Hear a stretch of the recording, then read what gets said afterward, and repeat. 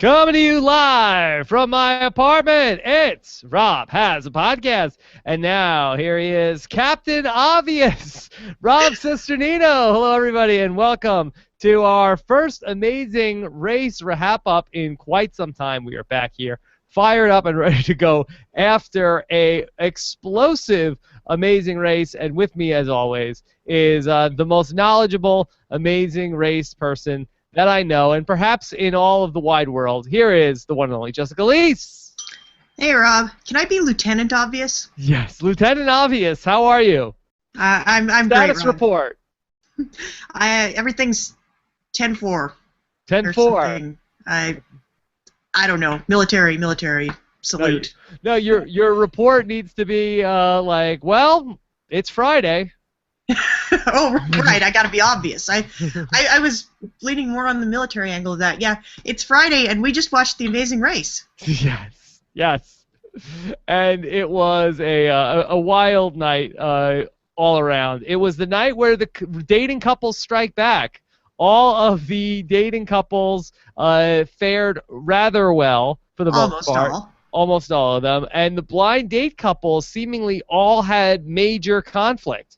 Yeah, all of a sudden they just land in Germany, and all of a sudden they all hate each other. What is this? Is there something in the water? Maybe. All right, so we're very excited to be back live after a 2-week hiatus. I mean, technically, what was it? 3 weeks ago tonight was the night that they skipped 2 episodes. That was the last time we did a Amazing Race podcast here, and it was, can you believe it was so long ago that Team New Kids on the Block got eliminated? Yeah, I think it feels like the last time we were here talking about Amazing Race, New Kids on the Block might have been on the pop charts. Yes, I think you're right. They were right there. All right, so we're going to talk about everything from tonight's episode. Of course, we've got the chat room open on robhasawebsite.com, and then we're also following your tweets with the hashtag RHAP, and then on our YouTube channel at robhasawebsite.com/YouTube. Of course, we are scheduled for a exit interview coming up this Monday with Bergen and Kurt. I think it'll be a good one. I think they are, as far as I know, they enjoy the podcast, and they've been very nice on social media. So here's hoping that they've kind of processed everything and they're ready to talk about it candidly. To me, this seems like one of the most potentially contentious, typically the exit interviews might go where there's friction between the team versus me. That's what's happened in the past. I've never had an exit interview where there's friction between the 2 people on the team. Yeah, well, we've been hoping for this all season, that we'd end up with a team that, might actually have some words to say to each other. Yeah, well, it seems like they definitely will. I saw them at the end of the episode, Jess. They walked out of the train station. They both went separate ways.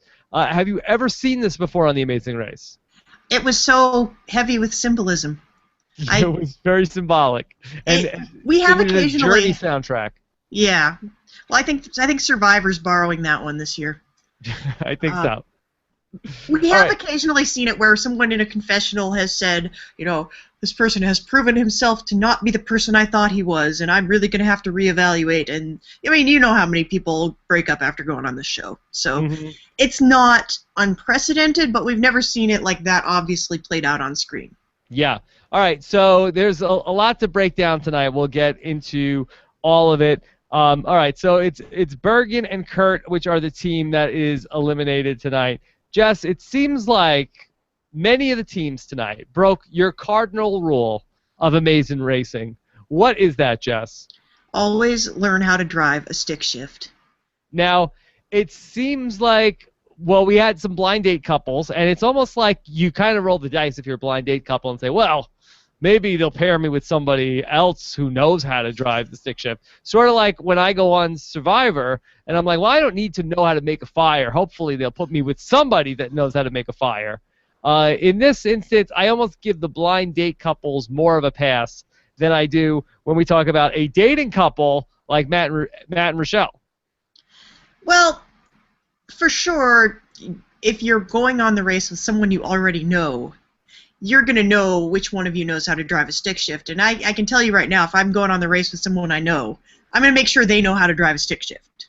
But if I'm going on as a blind date, I need to be prepared for anything. You need to be prepared for twice as many possibilities, and so I think it really is incumbent on you to know how to do everything that you know you need to know how to do. So you are giving none of these teams an express pass in culpability for not knowing how to drive a stick shift. Nobody gets a pass. Nobody! Nobody. Wow. It's in the JL rules. You got to learn how to drive a stick shift. Got to learn how to drive a stick shift. Okay. Let's talk about Bergen and Kurt, because there was a lot of things going on here. Now, they came in first on the last episode 6 years ago during the last episode of The Amazing Race. They were the team that was first, and they did the rare first to worst on The Amazing Race. And not just worst, where Phil had to come and go to where you are. Not you go see Phil. Phil is going to call out for you. That's like worst plus plus. Yes. Yes. And what a fall from grace for Bergen and Kurt. Okay. Now, Bergen and Kurt, they were one of the blind date couples, but they realized that things were not going to work out romantically for Bergen and Kurt. Was this a mutual decision in your mind? It looked pretty mutual to me, and it looked like it happened in the first 15 minutes of the race. See, I feel like it was a little bit less than mutual. I don't think that it was either one of them was attracted to the other one necessarily, but I think maybe in Bergen's mind he thought, well, they want me to fall in love with this guy, so I'm really going to try hard to do it. And I get the sense that maybe he was trying to make himself feel something that he really wasn't feeling, but I didn't see any attraction from either one of them pretty much from minute one. So, okay, I don't want to debate whether there was attraction, whether it was not on either part, but it seemed to me as though, was it Kurt was the one who was disappointed that there was not romance? Yeah, I think so. Yes. Okay. So now that there was not romance, I think that, and again, I hope I'm not confusing Bergen and Kurt, and please in the chat room let me know. They look like they could be brothers, yes, which is problem number one, and why that wasn't a love match, because you kind of tend to want to go for someone that doesn't look like they could be secretly related to you. Right. That could be very tricky. So you could get catfished even with something like that. Yeah, it's never good. And I mean, what does that say about you if the person that you're attracted to looks exactly like you? You know. Whoa. People will talk. Yes, people will talk. All right, so it's like a Cersei Jaime Lannister thing. Yeah, that's exactly what it is. All right. And, that doesn't work out well for anybody. All right. So anyway, after they made this decision of, okay, well, we're just going to be friends, did you feel like it was in that moment that Kurt checked out? Yeah, I think for the last couple of legs, they were really kind of in this mode like, well, we'll be friends and we'll be like that team of friends that always runs the race. And, friends do okay on the race. But I think at a certain point they realize, well, no, this is just a random stranger. This is not my friend. This is not someone that I can fall in love with. Why am I even here? Well, they give $1 million to the person that comes in first place. You have a 1 in 8 shot at getting $500,000. Yeah, I think sometimes people lose sight of that. And so then they had to drive the stick shift, and I believe it was Bergen that was driving. Is that correct? I am not sure. I did not make a note of it because I did not know I'd be quizzed on it, Rob. But it's a quiz. There's always a quiz. That's one of the RC rules. Yeah, I know. And I was bad at this as I am at identifying Rupert tweets. Yes. Okay. So anyway, we have now, if Bergen is driving now, what is going on here? What is the problem that Kurt was nervous about Bergen driving the car? Yeah, I guess because neither one of them knew how to drive a stick shift, and they thought, well, I'm just going to kill the transmission over and over and over, and we won't be able to get anywhere. Yeah. Do you think Ford was thrilled with how the product placement turned out tonight? Well, I think what Ford needs to be doing when they're putting these cars in, I think they need to run, in their ads that run during the show, they need to have emblazoned across the bottom of the screen, it needs to say, also available in automatic. Right. Right.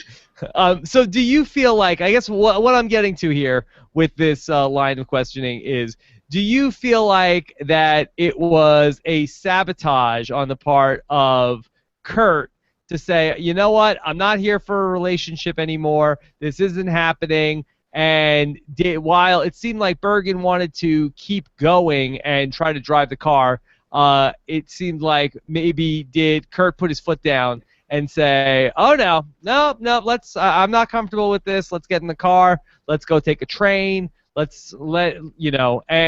was there an intentional quit on this? I don't think there was an intentional quit because there are many, many much easier ways to do an intentional quit. Like, you don't need to go traipsing all over Germany in several different alternate modes of transportation if all you want to do is quit. Okay. Well, it did seem like they didn't have their heart into it. I mean, at least it seemed like maybe Bergen did, but it seemed almost to me like now Kurt was not going full tilt. Yeah, well, I think they were both still kind of into it up until the point where they were about halfway through the penalty, and then you kind of saw them like just sort of phone it in for the rest of the time. And at a certain point, I could see them just saying, oh, we're going to go hang out in a train station until someone comes and finds us. Yeah. Okay. So they hung out in the train station, and it really was like, I mean, at the point where you're just taking a train to the next pit stop, I mean, it really just seemed like it was just a lack of effort. Yeah. Yeah, and it looked like I'm not even sure they were in the right spot at that point because I mean, I haven't looked at it on a map, but I'm guessing that this is a lake that they're going to, and there are probably several different resort towns around the lake, and I'm not even sure they were at the right one. Yeah. It just felt like they were in put me out of our misery mode. Yeah, it's like I'm just going to sit here and like send up a flare, and the rescue team is going to come get us. Okay. All right, so I'm sure there's going to be more to that story when we get to the exit interview on Monday. All right, let's talk about some of the other hijinks from tonight. Let's talk about the big blow-up between Jeff and Jackie, Team JJ.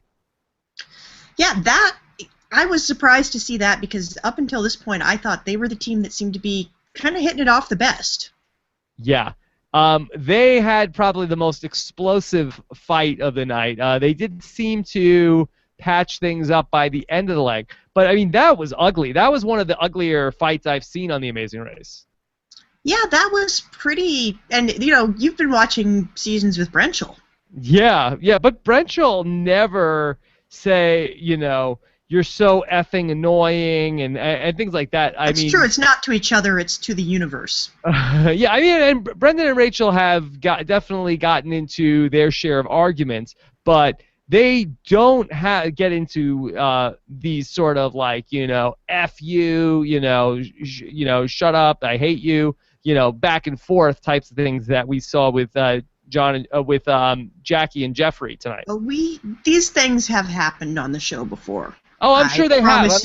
I'm just yeah. saying that it's rare that we see this. Yeah, especially in recent seasons, they don't seem to cast people that are capable of getting that unhinged anymore. I think Dave and Rachel were the last team that we saw that really talked to each other like that, and that was 6 seasons ago. Yeah. And so I don't really understand what happened right before that caused this argument. Why did Jackie get so upset with Jeff? It looks like it was just kind of a random... He wasn't listening to her? It was like he wasn't really listening to her, and they didn't know which direction they were going, and they were having a lot of trouble kind of figuring out what to do next. And when you're in that position, and there's pressure, and you know there's people behind you, and you know that you're going to get eliminated if you don't, I can see where it's very easy to think that you have to act, and you have to do the right thing right away, and if you don't do the exact right thing, you're done for. Okay. And at that point, that's when tempers start to run high. All right, let's talk about another of the blind date couples that struggled tonight. All right, let's talk about Bale. And Bale, it looked like they were on the upswing. I think they started off the leg tonight in second place. But, boy, Haley was in rare form tonight. Yeah, and I think every single leg you go into it, and at the beginning of the leg, Blair says something like, "Oh, I'm getting used to it. I'm adapting. I'm going with the flow. It's all good." And Haley and I would get along okay. And then Haley takes him to a new depth of conflict that he was not prepared for. Yeah. I mean, can we officially say at this point in time, and again, we're only watching a little bit of footage, but she's the problem here, right? Yeah, I think we have to finally say that she is the problem. I think early on... With all due respect, yeah. He's not perfect. Early on it looked like Blair was not really helping the situation, but I think at this point he's kind of realized there's nothing he could do differently. Yeah, he's a little resigned. And so he just kind of settles back and lets it happen, which I think you really do have to do in that situation. I mean, it was really like in front of the other teams and everything. It was you felt kind of bad for Blair. Yeah, I did. I felt pretty bad for him. It seemed like there was nothing positive coming out of Haley today.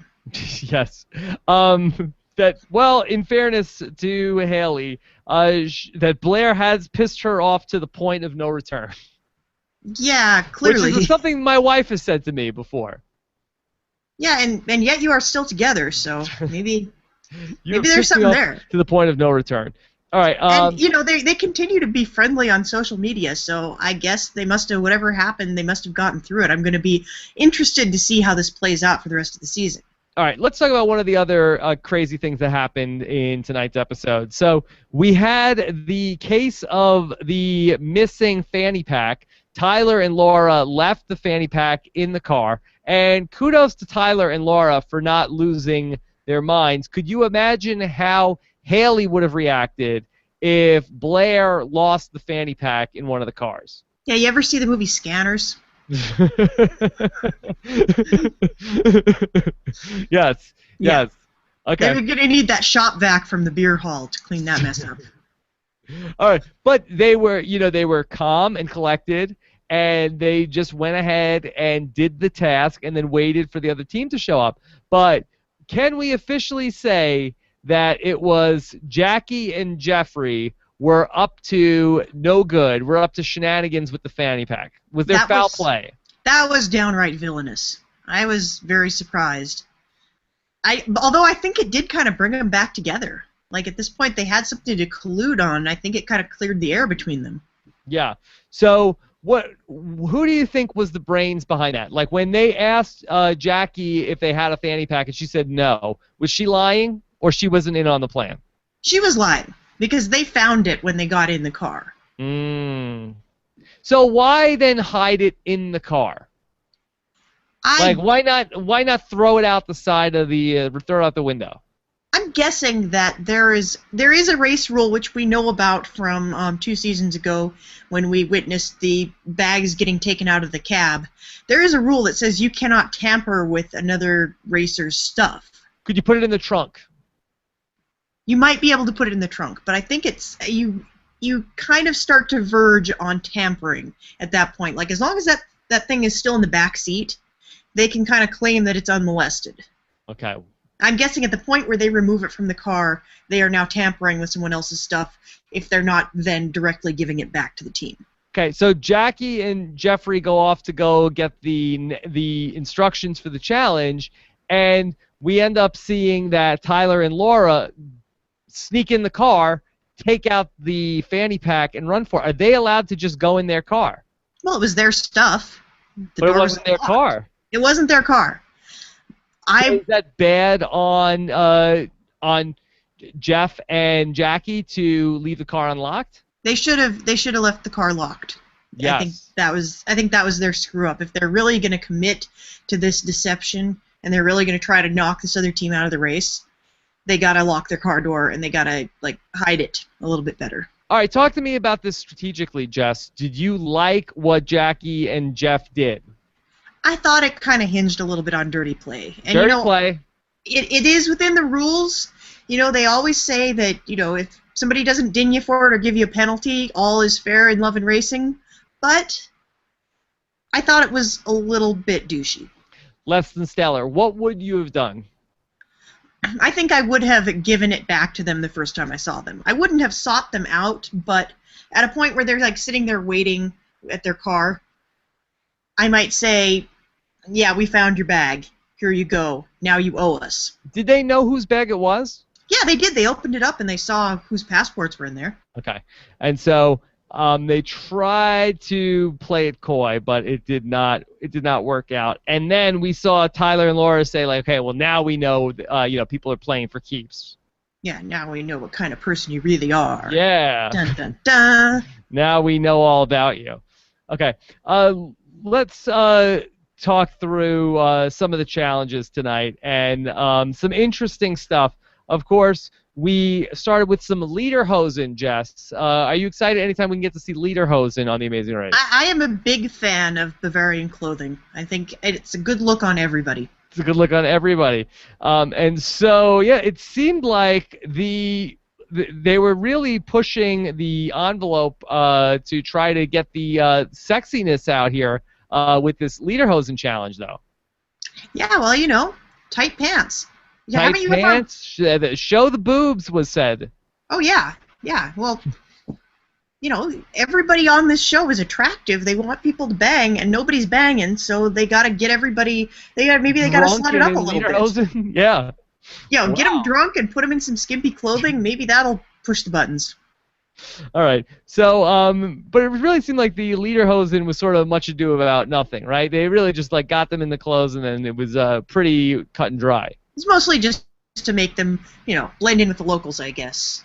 All right. So then after they did that, then we had to get into what was it, a Ford Escort? No, it was a Ford Focus. Focus. Come on, Rob. They said this 35 times over the course of the episode. Yes, have they ever done that before where then they did a 3-minute commercial about the product placement? They have never done a thing where they take you behind the scenes on the challenge and show off the car. I think anything that gets the bills paid in this, I'm okay with it, but I don't think I needed to see them putting up drywall and leading reindeer in on a leash. I don't need to see that. That's not necessary. Yeah, it really threw off my DVRing and fast forwarding of the commercials because it was in the commercial spot there was a 2.5-minute commercial about the car, right? Was that? Yeah. If you had to go to the bathroom, it really screwed you up. Yeah, it kind of did. I don't know. I was trying to take notes, and then I realized I'm not taking notes on this. I'm just going to say this was a commercial for a car. So we're not going to report on the commercial? I don't think so. But the camera, Jess. Yeah, I know. You can look in the camera and, it's got a GPS, which the racers are allowed to use. That is not okay. Yeah. Speaking of not okay, what was going on with Phil's voice in this episode? Oh, maybe he's a little under the weather. Yeah. Oh my God. It happens to the best of us. Poor Phil. I thought he was really hurting. Yeah. Well, I spent the entire Amazing Race hiatus under the weather, so I know how Phil feels. Oh no. How are you doing? I'm a little bit better. I think I caught something at Know It All's Live. No. It's I was sick the day after, and then the entire last 2 weeks. Food poisoning? No, not food poisoning. I don't know. My nerd friends call it... You didn't take the brown acid, did you? No. Okay. Stay away from the brown acid. But, my nerd friends call it con crud. You end up picking up a cold every time you hang out with people that come in from all over. Oh, no. All right. Well, that is good to note for the future. Yeah, take your echinacea and your vitamin C before you go to the next live event. Yeah. Oh my God. Hey, you're making the next Rob Has a Podcast meetup seem like it's some sort of contagion was that? Yeah, biohazard suits for everybody at the next Rob Has a Podcast event. Oh, no, I don't want to go. No, I don't want to go. Okay, so hopefully Phil is doing better for next week's episode. Okay, so then we had to find the car and then drive it to the place, but we had to go with the stick shift. So many teams didn't know the stick shift, though. Bergen and Kurt, and then Mike and Rochelle, and also Jaylani and Jenny. Yeah. Where did they get these people? Have they never seen an episode of The Amazing Race? You have to know how to drive a stick shift. And in Rochelle and Mike's case, it's even more unforgivable because, like we said before, they already know each other. They should know whether one of them knows how to drive stick shift. Okay, so somebody like Mike drives this car doesn't know how to drive the stick shift. Is that car just totally ruined now after this? Will that car need a new transmission after this? And is it worth it for give me an estimate on how much damage that does to the car?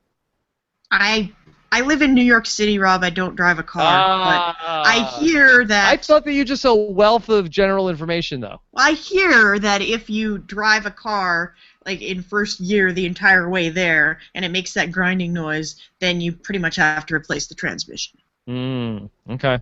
That's what I hear, but I do not know firsthand. Yeah, because I could think it would be fun to ruin a car. I think so too, but I think it'd be more fun to win $1 million. Yeah, but I mean, if you don't know what you're doing, it's like, okay, I would have been like, well, I don't know how to drive a stick, but I'm just gonna have fun ruining this car. I mean, it's like the ultimate, it's a rental. Yeah, I think it's exactly right. Yeah, so it's not your car. They're not gonna, you don't have to reimburse them for the car. Well, so. Are you going to do that in general, even if you do know how to drive the stick shift, weave all over the road and go up on the curb and hit a garbage can? Yeah, I think I would. I think I would be just sort of like whenever you have the car in Grand Theft Auto or something, you just be driving around, hit fire hydrants and stuff like that. The next installment of Grand Theft Auto is going to be Grand Theft Auto Ford Focus. Amazing Race, yes. Although then those police sirens start, that's a big problem. They're going to come and get you. All right, so a couple of teams could not drive the stick shift, and then we had the whole thing with Bergen and Kurt. Ending up deciding to just get out of their car. Have you ever seen that before, Jess, where somebody abandons the car on the Amazing Race?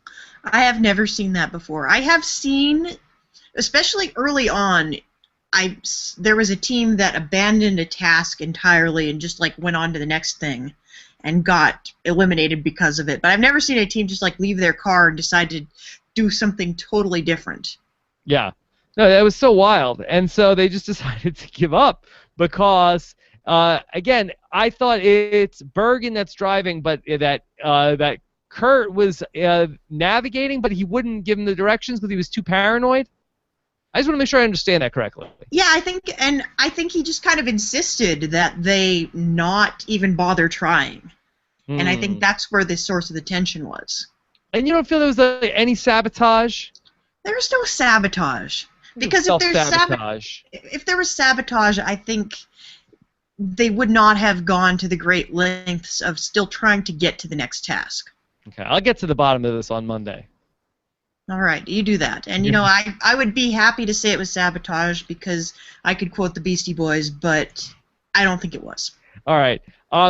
Jess, let's talk about Stein or Stack. Was it Eric Stein? I don't think it was Eric Stein. Was it Robert Stack? I'm pretty sure Robert Stack is dead. So, well, Eric Stein is still alive for now. And so, for now. Yeah, so what would you have chosen, Stein or Stack? I think Stein was a lot easier. That was a lot easier, right? Yeah, it was a lot easier. What is Haley's problem that she could not do this? I think Haley just has little T-Rex arms. I don't think she had the upper body strength to handle it. Well, isn't short arms, is that better? Well, I guess short arms would be okay, but she didn't have the buff arms that she needed. Yeah. It was more of the issue. And so you had to carry the things, and I feel like she gave up on this rather quickly. Yeah, which is shocking for Haley because her perseverance and her quiet strength is something that we've remarked upon on this podcast many times in the past. Yeah. That looked like one hell of a party they went to. Yeah. Oh, Rob, you don't even know. And I haven't even gotten to crow about this, but I've been to Munich. It is a nonstop party. They drink, on average, compared to the rest of Germany, they drink 100 liters more beer per year. Wow. Yeah, and I didn't even go during Oktoberfest, and I went to the Hofbrauhaus, and they had a band playing, and they served the beer in those giant steins, and I think it was a pretty good time. Whoa. I'm not totally sure. So you went there and you drank a bunch of the beer and hung out and danced? Yeah, it's a party. Munich is a great city, and we only got to see little snippets of it. It's a beautiful country out there. Did you do any beer stacking? I didn't stack anything. Okay. Like, None? after you drink one of those steins, you're not stacking anything. Yeah. Do you buy that people are really doing that? I buy that, like, a couple of bored college kids probably did it once. Okay. I Fair think enough. they do it about as often as they, run around in inflatable bull suits in Spain. Yeah. All right. So after they did Steiner stack, then you had to who wants to woo? Yeah, I don't know. I got a lot of flashbacks to 2 seasons ago. What, on Survivor?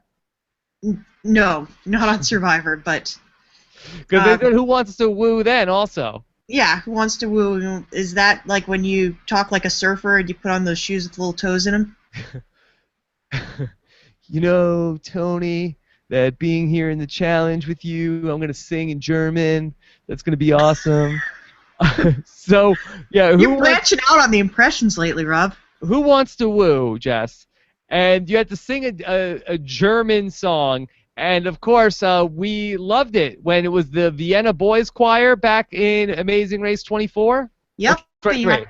That was 24. It was 23. Yes, 24 It was the awesome. one before the one we don't talk about. Right. And it was the one where, one of my personal favorite moments is poor oil worker Tim trying to get through that song over and over. Yeah. And I was hoping for that to happen again, and I guess lightning can't strike twice. Yeah, what'd you think of the element of throwing a bucket of water in people's faces? I liked that a lot, and I you know who liked it the most, though, was Jeff. Yes. It was the best when they threw the bucket of water on Jack. He's like, that's great! Yes. I believe the term wet t-shirt contest was used. Yeah, and of course when she's standing on the ladder and he's above her, he can see like right down the front of her shirt. Yes. It's Family Hour on CBS. Tune in. Wet t-shirt contest and more. All right. So who did you think had was the best at singing? Well, Jackie was the best by a country mile. She sounded terrific. Like, Showgirl. she's clearly had vocal training. Yes. Everybody else was terrible. Even Mike? Mike had enthusiasm, and I could feel his emotional connection to the song, but yeah. Yeah. I think my favorite part of that was probably when it was I want to make sure I have this right. This was when Ashley went, and I believe the quote was, I'm going to serenade your ass right now. Yes. I thought that should have been the episode title. Yes. Maybe they couldn't get that past the censors. Maybe not. I'm going to serenade your ass right now, Matt. You ready? You ready for this? Okay. That was very good. And then we ended up with then coming into tonight. It was where the I want to call them previous couples struck back. We had our Team Sochi tonight. They were the first people in the clubhouse. Allie and Steve. Are you feeling the Allie and Steve winner vibe, Jess? They're getting, what our friend Steven might call the winner's edit. Yes, winner, winner, chicken dinner. Yeah, you don't have that soundbite queued up, do you? I do, but I try not to cross the streams. Survivor and The Amazing Race. But if you want it, winner, winner, chicken dinner. Yeah. All right. Yeah, I think they're being set up as the boring team that's good at everything. Yeah, they're pretty good. And they had a good outing with the exception of some of Steve's rowing, which Phil made fun of him in the flesh. Yeah, well, I didn't see Phil row in the boat. Yes. It feels like Allie and Steve are off to, they're in first place, but not for long if Steve's going to keep rowing like that. And then Steve takes the oar with him and... Yeah. Screw you, Phil. Locks him in the head with it. Yeah. Okay. And then we also got to see where it was Matt and Ashley. They're the second team tonight. Yeah. Matt and Ashley, I think they were early on not a team that were striking me as being particularly well suited for the race. Like, they kind of sniped at each other a lot. They got lost a lot. They weren't great at the challenges, but now they've kind of figured it out. They've hit their stride. They've hit their stride. They're doing pretty good. And then it was a big block of the blind date teams where we had Team JJ, Team Blaley, and Jenny and Jelani were all 3, 4, 5. And then Laura and Tyler brings up the rear, and then there's 6. And then there's a big gap between Matt and Rochelle at 7. Or Mike and Rochelle at 7. That's right. And then another big gap, and you have to go across the lake to the train station. Grand Canyon, right. Yes. Between Team Kurgan. But I really feel like the team out of all this top 6, to me that's the sleeper, is Tyler and Laura. Yeah, they seem to get along really well. Like, we have not seen any kind of conflict out of them yet, and we've seen conflict out of every other team that's left. Yeah. And I also feel like they're the sleeper for the love connection also. Yeah, they seem to be almost fighting it. So do you think maybe they could win the race and also find love? Boy, if there was ever a person that was going to come back for an all-star season, wouldn't it be Tyler and Laura? They'd probably set up an all-star season next season just to, like, milk that for all it was worth. Oh, wow. And I think you might have to find a new Amazing Race correspondent if they make another all-star season next season. You'd walk. You'd pull a... I would run. You would pull a Kurt on me? Yeah, I would pull a Kurt on you. I'm trying to drive stick shift, and you're like, I'm getting out of the car and getting on the train. I'm taking a train. Okay. Jess, anything else that stood out to you about tonight's episode?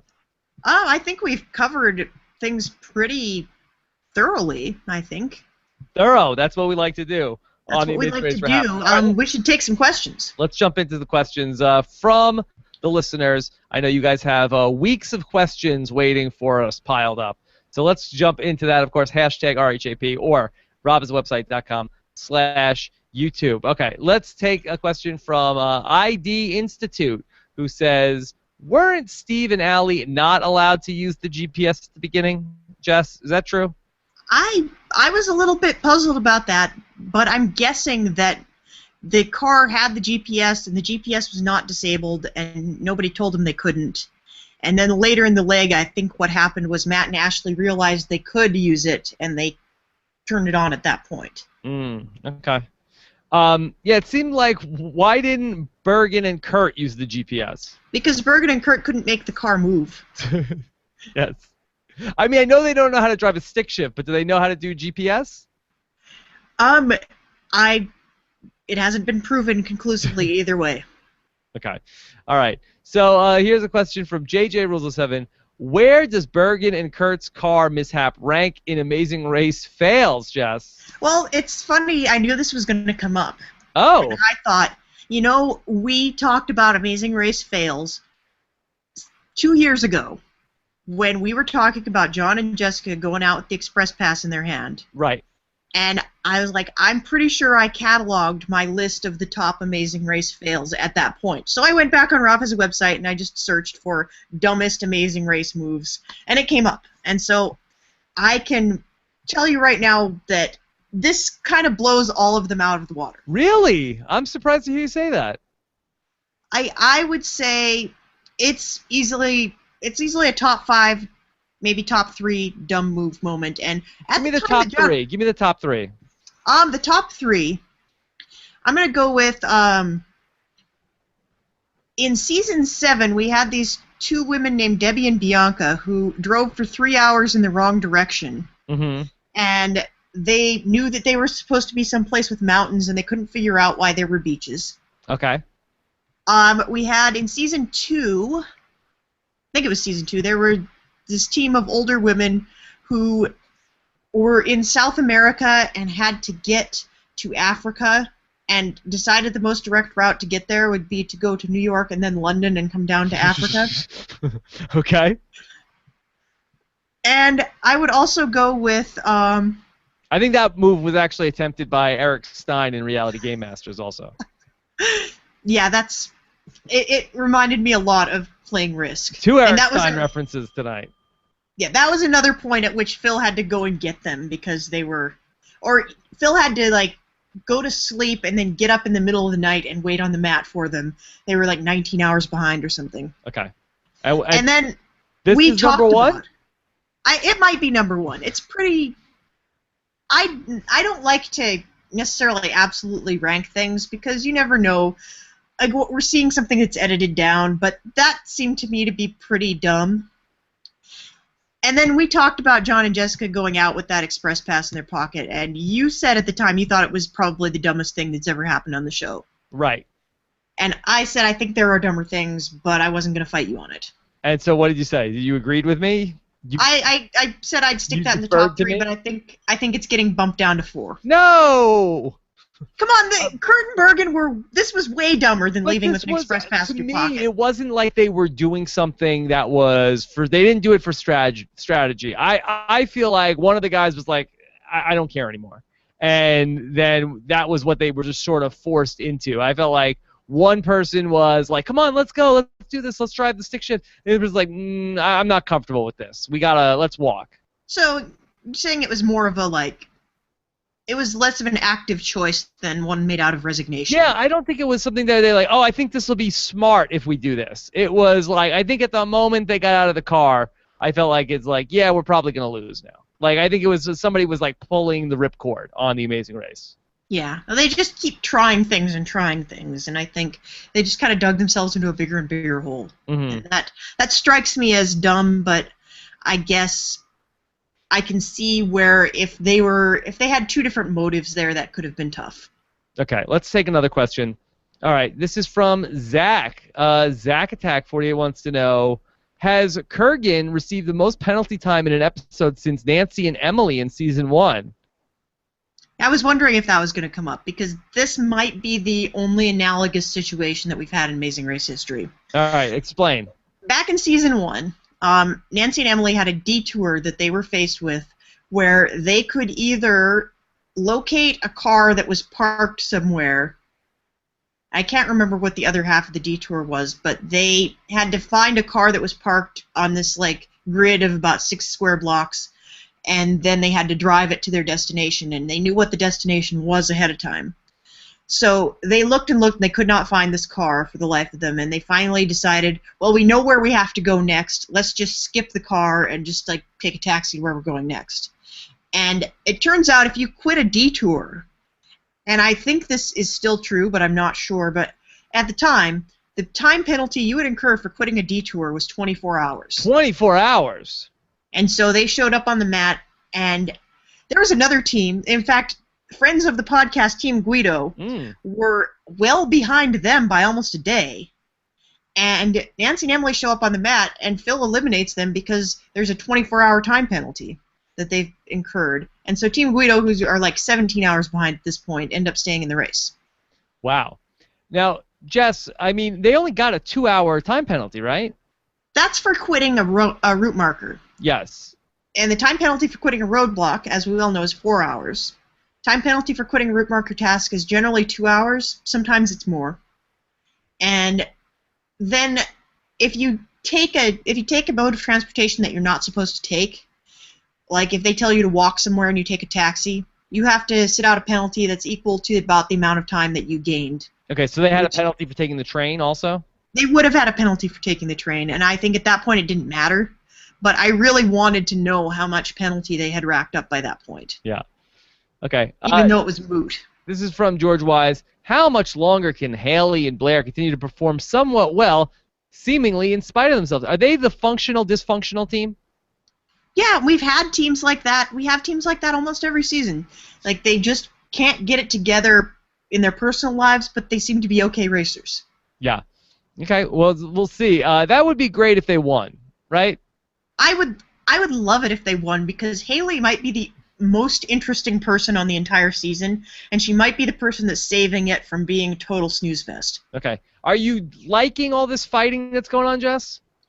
I wouldn't say I'm liking it. I'm saying that it's adding depth to an otherwise fairly bland season. Okay. We have a little bit, Matt and Ashley are funny. They're kind of like a stealth Brooke and Robbie almost. And so I like them okay. And I like the blind date team still trying to impress each other a little bit. But the only person that's got a huge personality that we've seen so far is Haley. Haley. Okay. It's been a good it's been a good spring semester for Haley's on CBS so far. Indeed. Okay.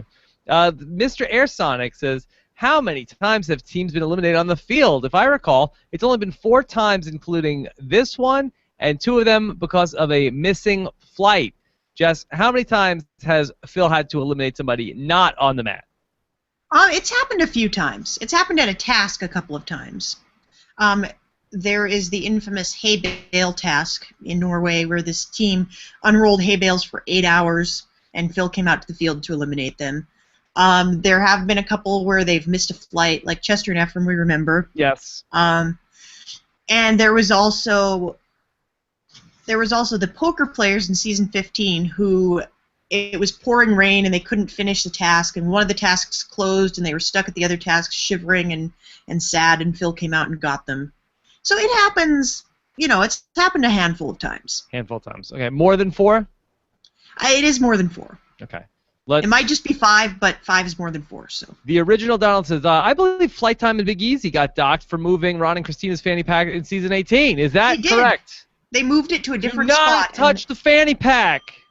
And they incurred a penalty, so maybe that was just Jeff and Jackie's angle. We're just not going to touch the fanny pack. We're going to leave it in the car. If they want to go get it, they can get it. Yeah, we didn't touch it. It was just rolled under the seat. Yeah. Okay. Let's take this question. This is from Mike in Cleveland, who says, gotta disagree. I love the behind-the-scenes look during the Amazing Race. So Mike in Cleveland, again, maybe purchasing a Ford soon. Yeah, he's got this. All of a sudden, he's got an urge to drive a Ford Focus, and he has no idea why. I mean, I have to say, if the choice is commercial about the Amazing Race or commercial not about the Amazing Race, I mean, they didn't do it, I don't believe, in time that would have been allotted to the show. They aired that during the commercials. I feel like, isn't that more preferential? Yeah, I guess so. I would rather have my commercial pertain to the subject matter than not. Yeah, I mean, in a vacuum, you don't have to watch it. Right, and I don't know, I just didn't think that it necessarily added much to watch people, using a staple gun to put, fake snow on shit. You weren't super impressed with the Winter Wonderland? It was cute. It looked like a mini golf course. Yes. Okay, let's take this question from Original Donald. Can we cure REO Speedwagon, or can we cure REO Speedwagon for Tyler and Laura? They can't fight this feeling anymore. I like it. That's their theme song. Yes. Okay.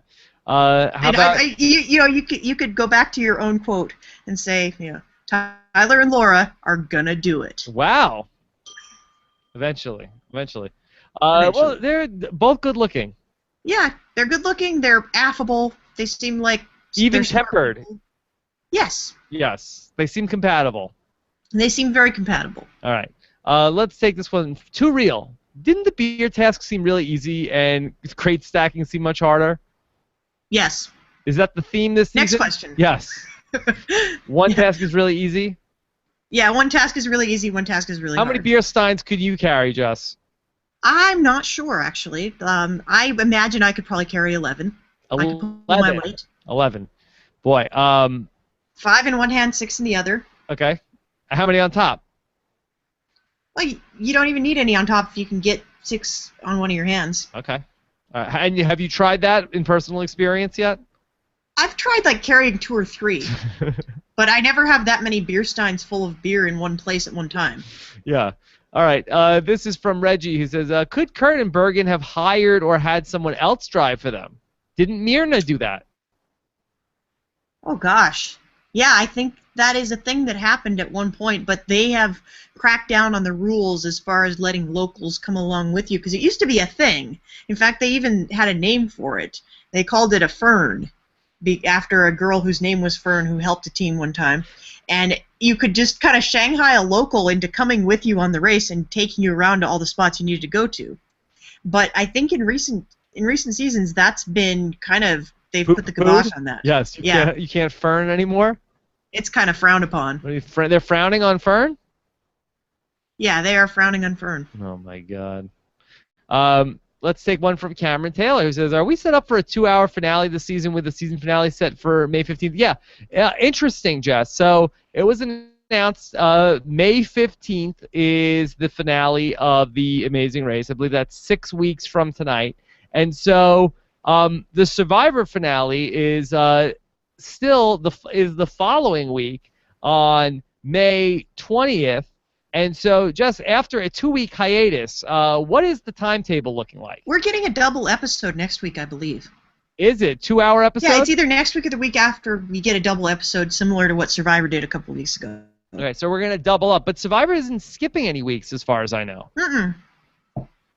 No, but Survivor, I'm not sure how it's going to work, to be honest. But yeah. I know we get at least one double episode coming up. We've only had one non-elimination leg. Is it possible that we don't get 3 non-eliminations this season? We might just get 2. And I've heard rumors that we're going to do Final 4 again this year at the finale. So we'll see how that plays out. All right. So that'll be something to watch out for as we go along. Let's take a few more questions. Original Donald says, would the singing task have been a 5-hole for Jonathan? Oh. Well, it would have gone one of 2 ways. He either would have been amazing at it, or he would have said, singing really isn't my thing. Singing about 12 other times in another language, that's not really something I'm good at. So we're going to have Harley do it. Yeah. I think that was probably the more realistic scenario there. Okay. Mr. Airsonic, how many times did teams get eliminated on the field? We did. We talked about this. We think it's greater than 4. Yes. I think it is somewhere greater than 4. All right. Gary B says, name some people who aren't a couple after the race because of the race. I don't know that I can say because of the race definitively. There's one team. There was a team. Their names were Peter and Sarah, and she was a triathlete of some stripe, and she had artificial legs, and he was like someone that made artificial legs, and they were a couple. And well, that's a meet cute if I ever heard one. Yeah, he's got something she wants, and I don't know that they were ever really dating, but that was the angle that was played up for them on the show. And at the end, when they got eliminated, she says in a confessional, I guess I know what kind of person he is now, and I guess we're not going to be together. So it's happened before. Yeah. Okay. And there has been, there was a team in season 6, Adam and Rebecca, who broke up and got back together over and over during the race. Yes, the amazing Rebecca. Yes. You know her well because she was in your movie. Yes. Yes. I do know her well. And she's gone on to do a lot of other things as well. Yeah. She's some kind of fitness celebrity as far as I know. Yes. Yes. Yes. She is a notable person for a lot of different things. All right, and let's do one more question. Mr. Airsonic says, why did it seem Haley was being extra mean this episode? Usually she waits until 5 minutes into the show, but this time the moment she came on screen, she began whining. And we don't need to get into Mr. Airsonic's speculation for that. My theory is that she just never stopped. Like, this is still carrying over from the previous leg, and she just kind of got on the plane, and she was talking, and she continued to talk on the 13-hour flight, and then she's still talking as they're getting in there. Yes. So, do you feel like maybe The Amazing Race will hinder any future blind dates for Haley? I think if you're attractive and you're on television, you will get all the play you want. Whoa! I don't think it matters what you were like on the show. I think there is a lid for every pot, and I think Haley is going to have no shortage of gentlemen suitors. Okay. All right. Well, good for Haley. She's a lucky lady. Indeed. Yes. All right. She's got the RX for love. Yeah. Or, the RX of whatever she's looking for. All right. Sky's the limit. So let's talk about a hashtag for tonight's episode. What do you got? A hashtag, I got GTA Ford Focus. GTA Ford Focus, that's pretty good. I got Lieutenant Obvious. That's hard to spell. Yeah, it is hard to spell. I've got some other notable candidates. Hashtag Eric Stein. He's gonna wonder what we were talking about. He's not on Twitter. But he's probably looking himself up on Twitter. You don't have to be on Twitter to look yourself up. It's fair enough. We have a hashtag legmaker. Leg maker. That's horrible. All right. Let's go. I think that probably GTA Ford Focus is probably the best call. All right, that's our hashtag, GTA Right. Ford Focus. There you go. All right, Jess. So next Friday night we will do this again, and we're waiting to hear word if it's a double episode next week. Does anybody have a idea in the chat room if it is a double episode? I thought they would have told us.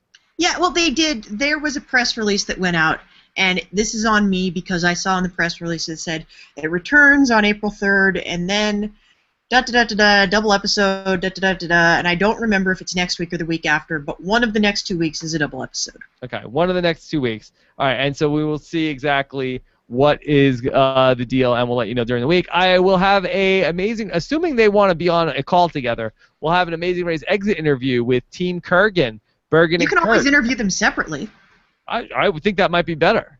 or just one of them. I mean, which one do you want? Yeah, well, if I could pick one, boy, I feel like I might get the straight scoop more from Bergen, but you never know. But maybe Kurt might. They'd both be good. I wouldn't have an issue. All right. Well, they would both be. I'm sure they would both be thrilled to talk to you. Yes, I would be very excited to talk to either one. All right, Jess. So we'll do that. Boy, we had a very fun week on the podcast overall. I talked to some very fun people this week, and I'm not just talking about Stephen Fishback. We had a great show yesterday. Vetus was here in this very room, and then I spoke with the great Bryce Isaiah. Spoke with him. That was very fun. Bryce is one of my favorites. He's great. Everybody really loves the Bryce appearances on the podcast. I talked with Ika Wong earlier tonight, who was also just as fun. Talked some Big Brother Canada. We talked with Arlie from Big Brother Canada 2 earlier this week. So lots of Big Brother Canada talk on the podcast. We had a fantastic patron cast, and of course we caught up with Spicin'. Yeah, that is an action-packed week. It was a busy week. All right. So, Jess, looking forward to hearing what you guys have to say, or what you have to say in your blog this week. Any ideas? I don't really know yet. I got to go rewatch the episode. Okay. All right. Jess is going to rewatch the episode. Looking forward to hearing what you guys have to say in the comments. Have a great weekend. Have a good Friday. Happy Easter. Happy Passover to everybody celebrating going into religious services this week. And we'll talk to you again soon.